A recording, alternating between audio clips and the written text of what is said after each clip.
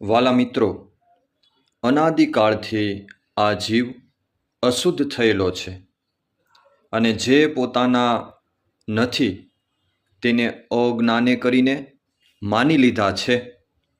અને જે જીવ જો આ ઉપાય કરે તો તત્કાળ શુદ્ધ થાય. તે એમ વિચાર કરવો છે, આપણે દેહ તો હજારો થઈ ગયા છે. જેમ કોઈ પુરુષ અંગરખું પહેરે છે ને તે ફાટી જાય ત્યારે તેને કાઢી અને બીજું કરાવે છે, તેમ જે મા બાપ સગા સંબંધી સર્વે માનેલા છે તે તો અજ્ઞાને કરીને માન્યા છે ને દેહ ઇન્દ્રિયો અંતઃકરણ એ સર્વે થકી હું નોખો છું ને એ તો ઝાંઝવાના જળ જેવા છે એમ આત્મવિચાર કરવો.